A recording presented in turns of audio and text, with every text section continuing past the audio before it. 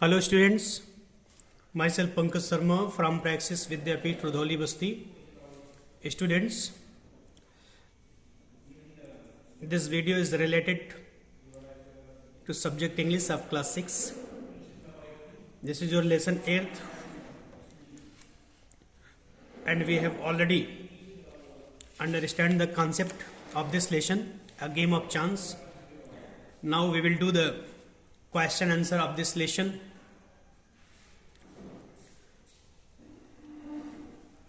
Let's see.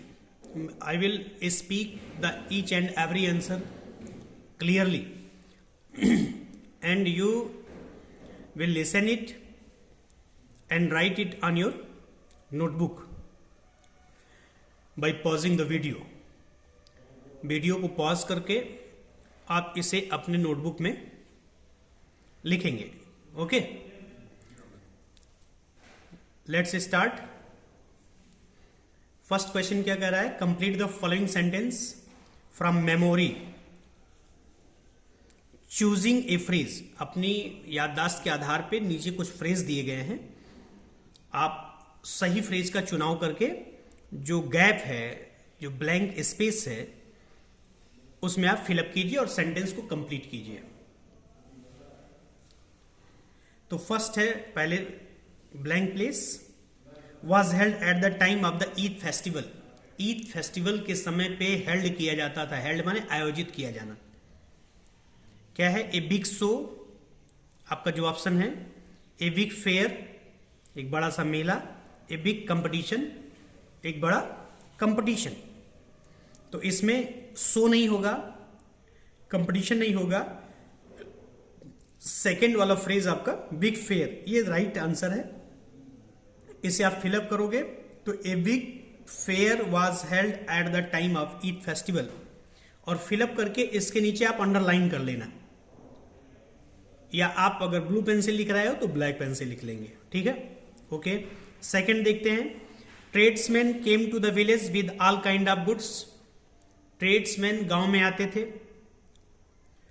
सभी प्रकार के सामानों के साथ. गुड्स, गुड्स माने सामान होता है. तो सामानों के साथ आते थे क्या करने के लिए? टू डिस्प्ले, दिखाने के लिए. टू बाई, खरीदने के लिए. टू सेल, बेचने के लिए. ट्रेड्समैन मीन्स होता है व्यापारी. व्यापारी करता है, सामानों को खरीदता नहीं, बेचता है. तो यहां पे क्या भरा जाएगा? To sell. यानी व्यापारी लोग ढेर सारा सामान लेकर के बेचने के लिए आते थे. ओके, थर्ड पे आते हैं. दिख रहा होगा? ओके, थर्ड देखिए. Uncle told me while he was away. Uncle ने मुझे कहा जब वो दूर हो. बीच में आपको भरना है not to buy anything, not to go anywhere, not to talk anyone. कोई चीज खरीदना मत, कहीं जाना मत, किसी से बात मत करना. तो उन्होंने कहीं जाने के लिए मना नहीं किया था. हाँ, ये कहा था कि बहुत दूर मत जाना. किसी से बात करने के लिए भी नहीं मना किया था, लेकिन कोई भी चीज खरीदने से मना किया था. तो आपका पहला हो जाएगा uncle told me not to buy anything while he was away, और नॉट टू बाई एनीथिंग को आप अंडरलाइन कर दीजिएगा. फोर्थ पे आते हैं. The owner of the lucky shop wanted everybody present. जो लकी शॉप का ओनर था, ओनर मीन्स मालिक, वो चाहता था कि वहां पे उपस्थित प्रत्येक व्यक्ति to play the game, game को खेले. To win the prize, prize जीते. टू ट्राई देयर लक, अपने भाग्य को आजमाने का प्रयास करें. तो कौन सा होगा? टू ट्राई देयर लक, ये आपका होगा. इसके बाद फिफ्थ में देखिए. The first time I took a chance. पहली बार मैंने एक चांस लिया, एक अवसर लिया.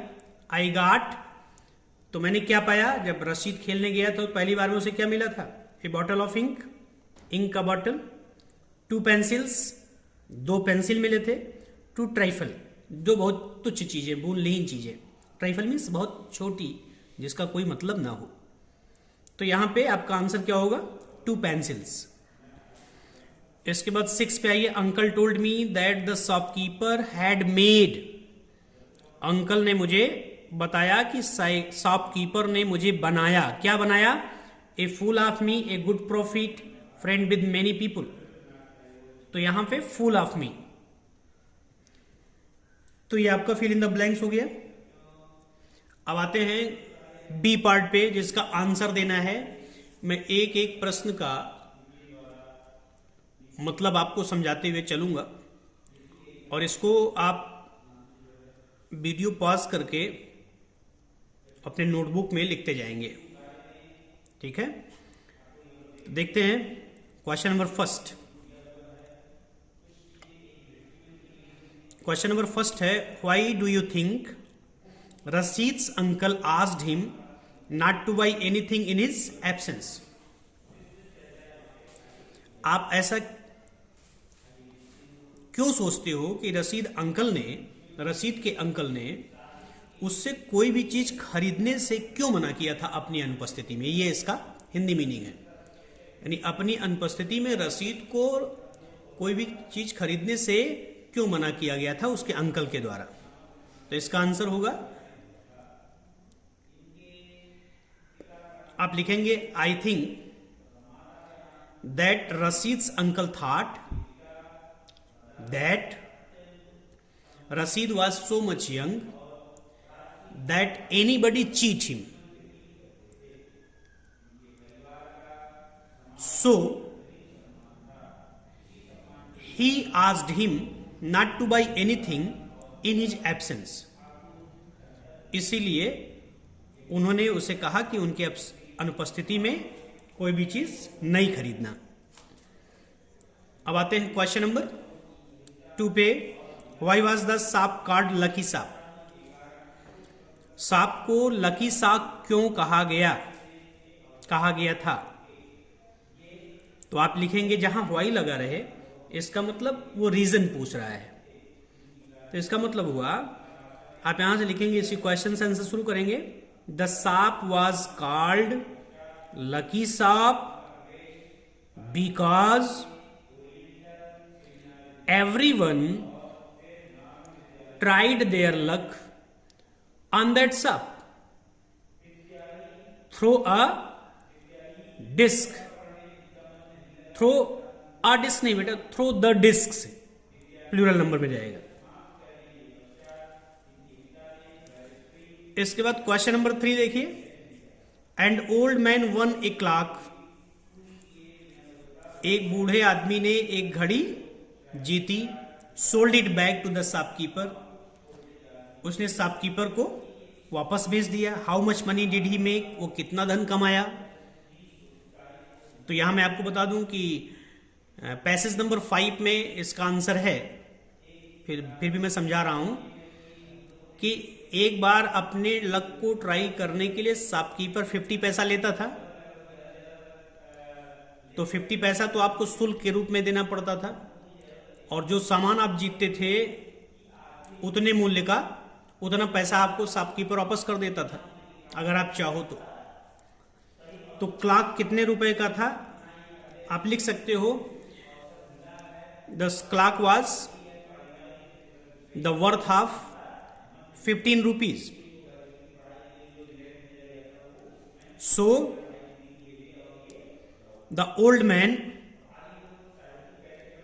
Made 14.5 rupee। Okay. Question number 4, how many prize did the boy win? What were they? बॉय ने कितने प्राइज जीते? तो ये आपको याद होना चाहिए कि कितने प्राइज जीते थे उसने। लगभग